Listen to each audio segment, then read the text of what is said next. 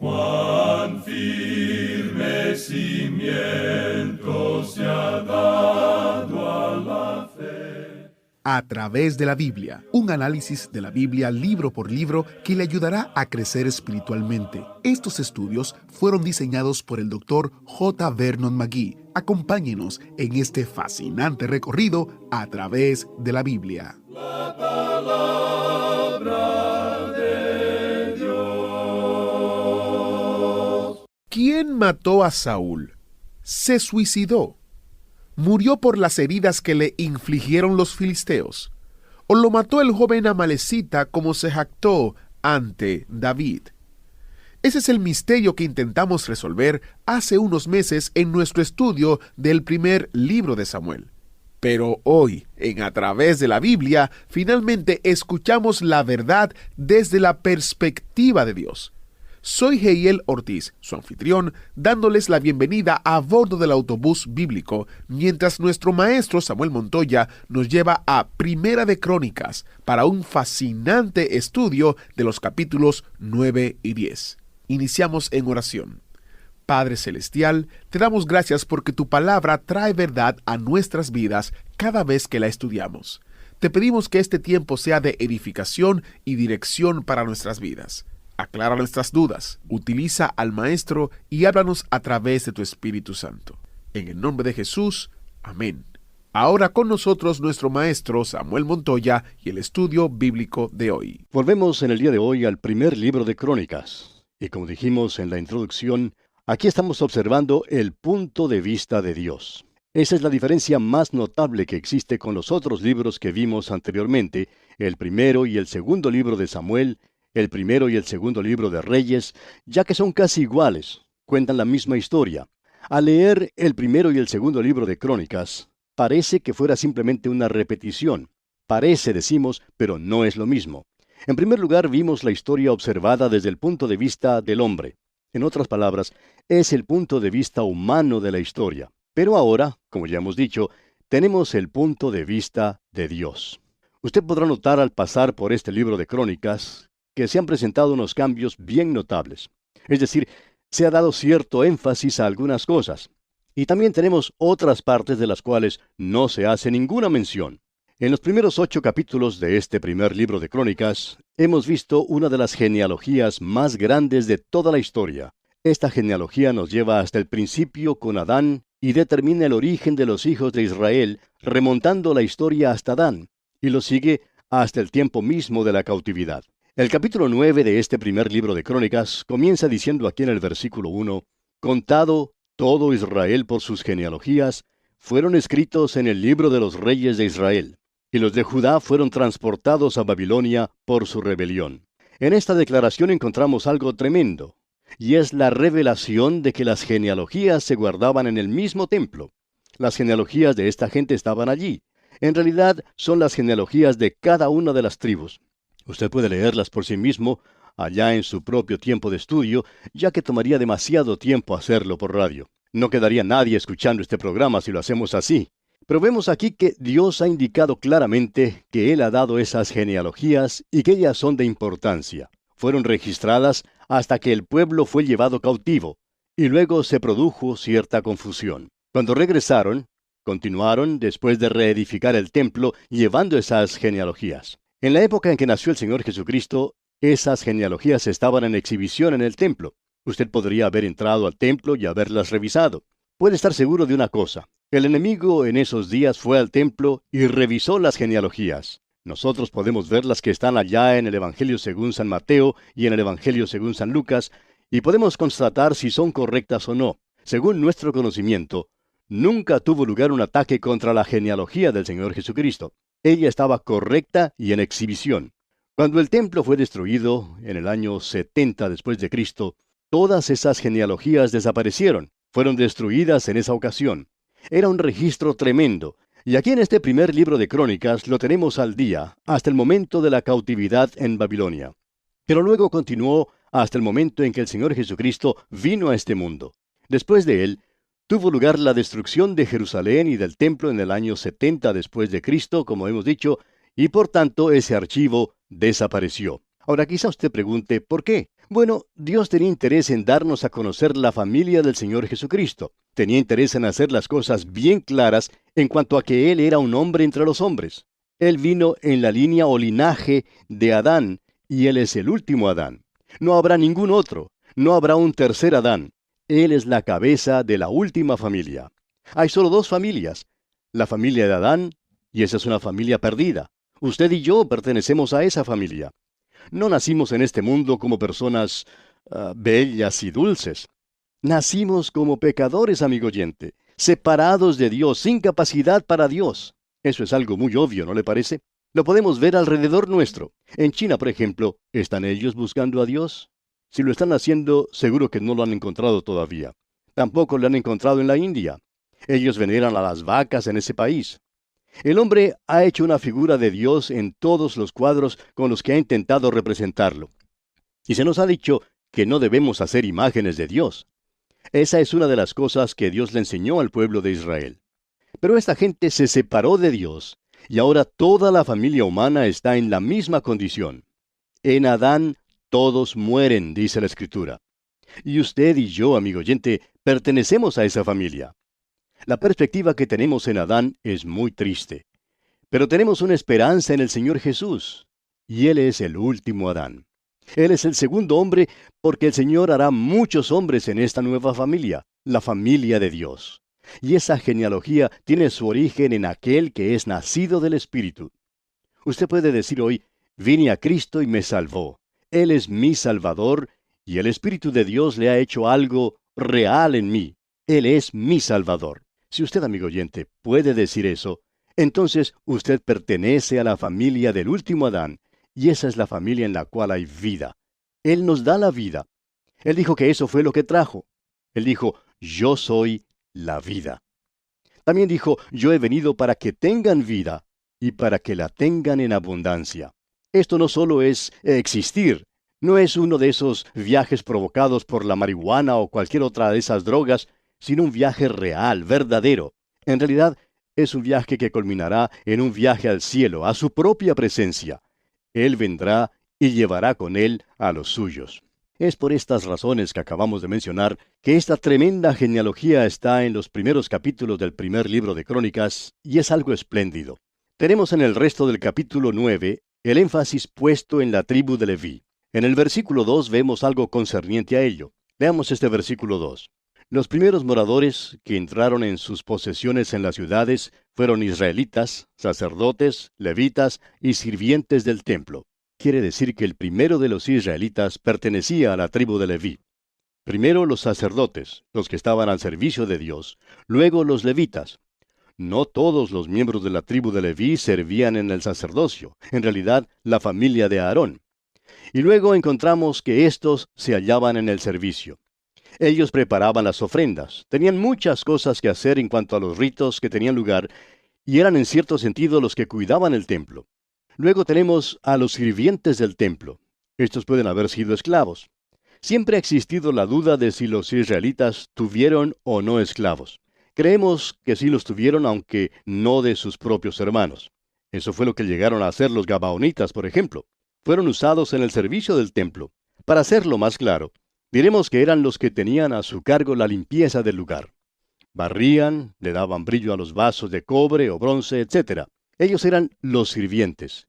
Su familia es mencionada y ellos eran pues los sirvientes. Ahora en el versículo 33 de este capítulo 9 leemos, también había cantores, jefes de familias de los levitas, los cuales moraban en las cámaras del templo, exentos de otros servicios, porque de día y de noche estaban en aquella obra. Se cantaba continuamente, y los cantos eran dirigidos por uno de los levitas. Yo estoy seguro de una cosa, si yo fuera israelita, estoy seguro que no pertenecería a la tribu de Leví porque, bueno, no puedo cantar. Pienso que ellos llevaron la música a un nivel muy alto. David estaba muy interesado en eso, según vemos en el relato bíblico. Luego tenemos algo significativo al final de este capítulo, y es la descendencia de Saúl. Se menciona la familia de Saúl y la de su hijo Jonatán, y eso es algo notable. Él fue rey por solo un breve período de tiempo. Ahora, al llegar al capítulo 10, por primera vez comenzamos a ver la diferencia que Dios da a los libros de Samuel y Reyes comparados con estos libros de Crónicas.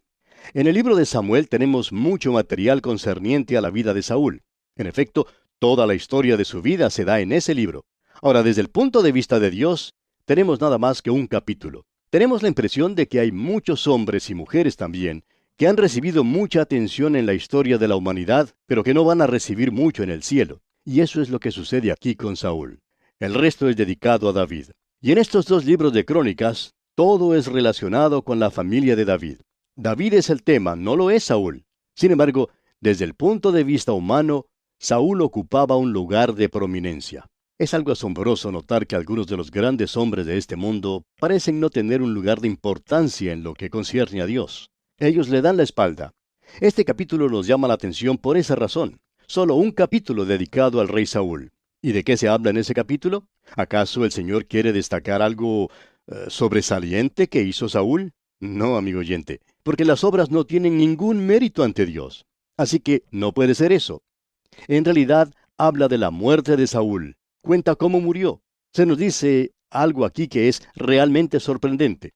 Usted recordará que cuando estábamos leyendo el primero y el segundo libro de Samuel, tratamos de determinar quién mató a Saúl. ¿Quién fue el responsable por su muerte? ¿Se suicidó él mismo? Bueno, la información que encontramos en los dos libros de Samuel nos da lo siguiente. Fue herido mortalmente en una batalla contra los filisteos. Los filisteos le hirieron mortalmente. Entonces, él le dijo a su escudero que no quería ser muerto por los filisteos, que tomara su espada y lo traspasara con ella. Pero éste no lo quería hacer. El escudero le dijo que él no haría eso. Entonces, Saúl logró echarse sobre su propia espada. ¿Fue acaso capaz de darse muerte a sí mismo? ¿Tenía él la fuerza física como para hacerlo? Ese ha sido siempre el interrogante. Luego llegó una amalecita y vio lo que había ocurrido. Este fue al rey David y le dijo que había llegado al lado de Saúl antes de que éste muriera, y que fue él mismo el que le dio muerte. Él trajo a David la corona que tenía en su cabeza y la argolla que traía en su brazo, y David mandó a uno de sus hombres que diera muerte a la amalecita, porque dijo David, tu sangre sea sobre tu cabeza, pues tu misma boca testiguó contra ti. ¿Quién es entonces responsable por la muerte de Saúl? Con un caso como este, se necesita un cuerpo de detectives para poder encontrar al culpable. Pero no necesitamos hacer eso, amigo oyente, porque vamos a tener la confesión de quien en realidad le quitó la vida a Saúl. ¿Quién, pues, fue responsable? Bien, leamos entonces el relato que tenemos en los primeros 3 versículos de este capítulo 10 del primer libro de Crónicas. Los filisteos pelearon contra Israel, y huyeron delante de ellos los israelitas, y cayeron heridos en el monte de Gilboa. Y los filisteos siguieron a Saúl y a sus hijos, y mataron los filisteos a Jonatán, a Abinadab y a Malquisúa, hijos de Saúl. Y arreciando la batalla contra Saúl, le alcanzaron los flecheros, y fue herido por los flecheros. Ahora, aparentemente él no murió. Sigamos leyendo los versículos 4 hasta el 7. Entonces dijo Saúl a su escudero, saca tu espada y traspásame con ella, no sea que vengan estos incircuncisos y hagan escarnio de mí. Pero su escudero no quiso, porque tenía mucho miedo. Entonces Saúl tomó la espada y se echó sobre ella. Cuando su escudero vio a Saúl muerto, él también se echó sobre su espada y se mató. Así murieron Saúl y sus 3 hijos, y toda su casa murió juntamente con él. Y viendo todos los de Israel que habitaban en el valle, que habían huido, y que Saúl y sus hijos eran muertos, dejaron sus ciudades y huyeron, y vinieron los filisteos y habitaron en ellas. Ahora, por lo que hemos leído, suponemos que cuando el amalecita llegó al lugar, Saúl ya estaba muerto, pero él fue ante David y le contó que él había dado muerte a Saúl, porque sabía que entre David y Saúl había una enemistad. Pensó quizá que David le daría algún honor y quizá una recompensa. Él nunca pensó que recibiría lo que le tocó recibir. David le dijo, te has condenado por tu propia boca. Tú diste muerte al rey, y le ajustició, le condenó por lo que él había confesado. Pero aparentemente, el hombre era inocente. Él fue muy tonto, por supuesto, en tratar de ganar mérito con algo que no había hecho, y por lo cual no merecía en realidad ningún mérito, ni tampoco merecía ser culpado. Pero eso fue lo que ganó cuando llegó a la presencia de David. Notemos ahora lo que dicen aquí los versículos 8 hasta el 10 de este capítulo 10 del primer libro de Crónicas. Sucedió al día siguiente que al venir los filisteos a despojar a los muertos, hallaron a Saúl y a sus hijos tendidos en el monte de Gilboa. Y luego que le despojaron, tomaron su cabeza y sus armas, y enviaron mensajeros por toda la tierra de los filisteos para dar las nuevas a sus ídolos y al pueblo, y pusieron sus armas en el templo de sus dioses, y colgaron la cabeza en el templo de Dagón. Los filisteos le hicieron esa gran afrenta a Saúl. Le llevaron a Ascalón, al templo de Dagón, el mismo lugar a donde habían llevado a Sansón. Allí llevaron la cabeza y las armas de Saúl. Ahora en los versículos 11 y 12 leemos: Y oyendo todos los de Jabes de Galaad lo que los filisteos habían hecho de Saúl, se levantaron todos los hombres valientes, y tomaron el cuerpo de Saúl y los cuerpos de sus hijos, y los trajeron a Jabes, y enterraron sus huesos debajo de una encina en Jabes, y ayunaron 7 días. Ahora quizá alguien pregunte, ¿y eso aclara el caso? No, todavía no. ¿Quién es entonces en realidad el responsable? Bueno, permítanos leer ahora un versículo que es de mucha importancia, y que quizá usted puede pasar por alto al leer las Escrituras. En realidad son 2 versículos, los últimos 2 versículos de este capítulo 10 del primer libro de Crónicas, versículos 13 y 14, que dicen: Así murió Saúl por su rebelión con que prevaricó contra Jehová, contra la palabra de Jehová, la cual no guardó, y porque consultó a una adivina, y no consultó a Jehová. Por esta causa lo mató, y traspasó el reino a David, hijo de Isaí. ¿Quién fue entonces el que mató a Saúl? Bueno, leímos: y no consultó a Jehová. Por esta causa lo mató. ¿Quién fue? El Señor, amigo oyente. El Señor fue quien lo mató.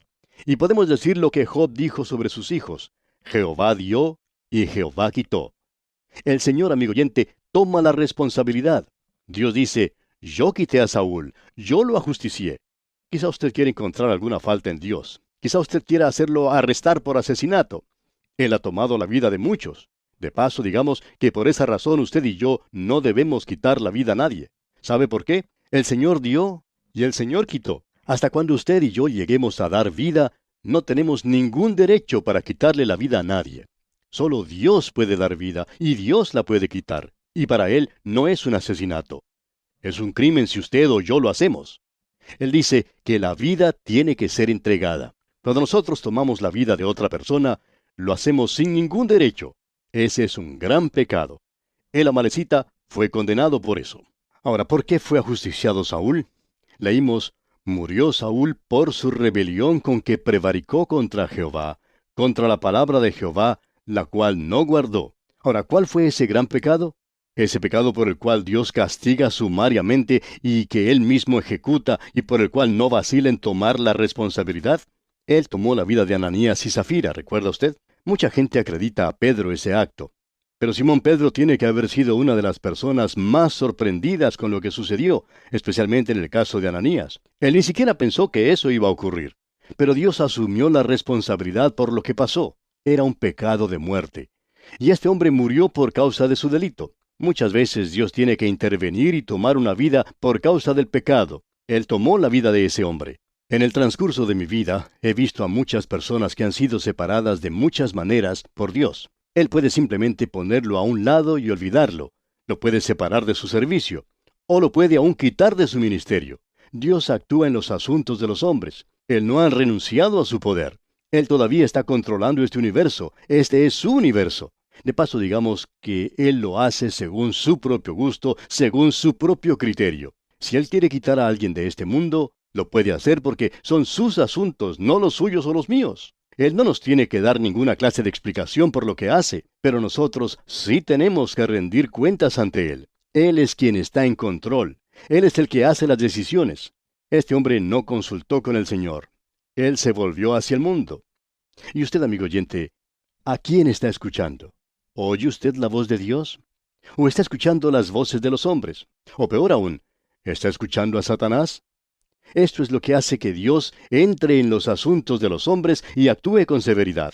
Este capítulo 10 es un gran capítulo y nos ha ayudado a ver mucho mejor un tema que hasta ahora ha sido un poco oscuro.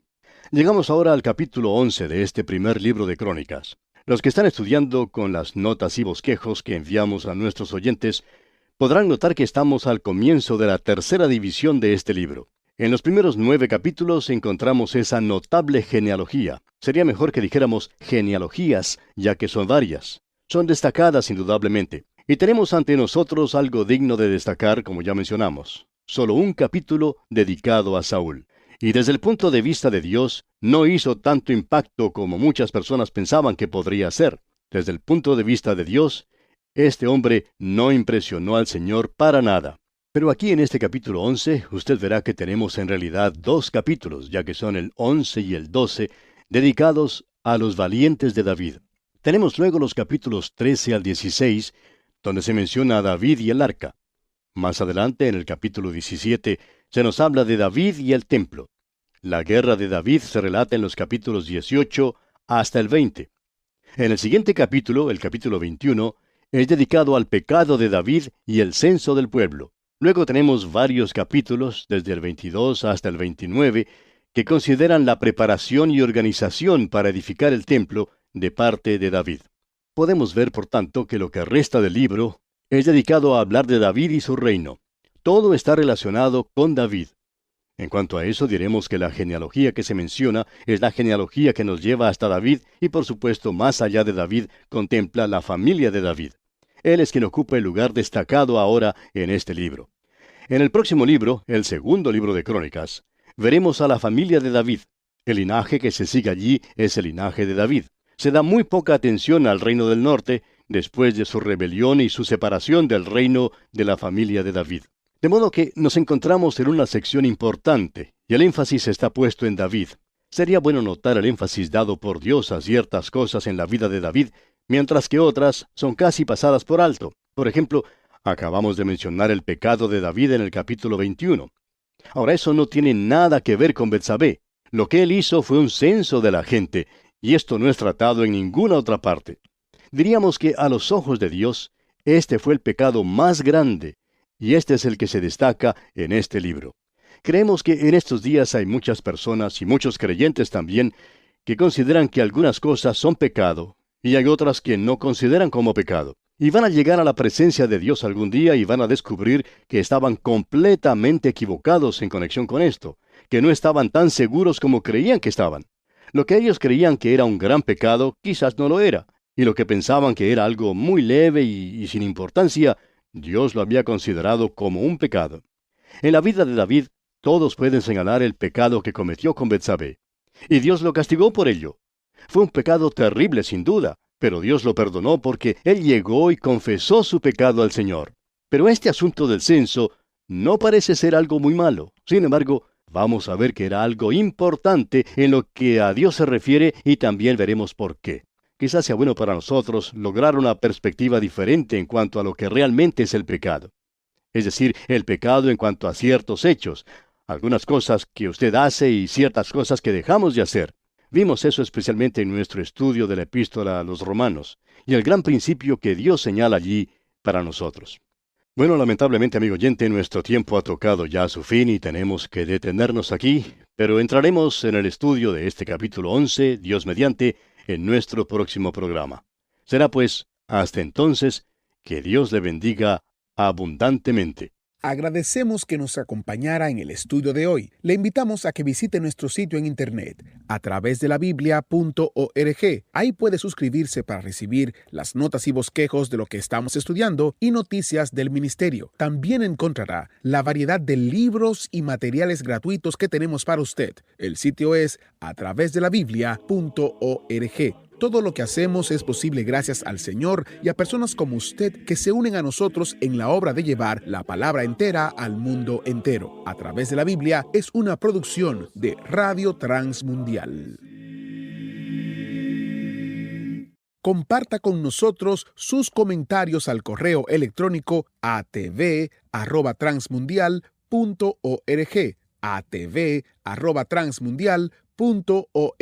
Recuerde que puede volver a escuchar este y cualquiera de los programas anteriores en a través de la biblia.org. A través de la biblia.org. Allí también encontrará todas las opciones disponibles para escuchar el programa. A través de la Biblia llega a usted por cortesía de esta emisora. Su sangre carmesí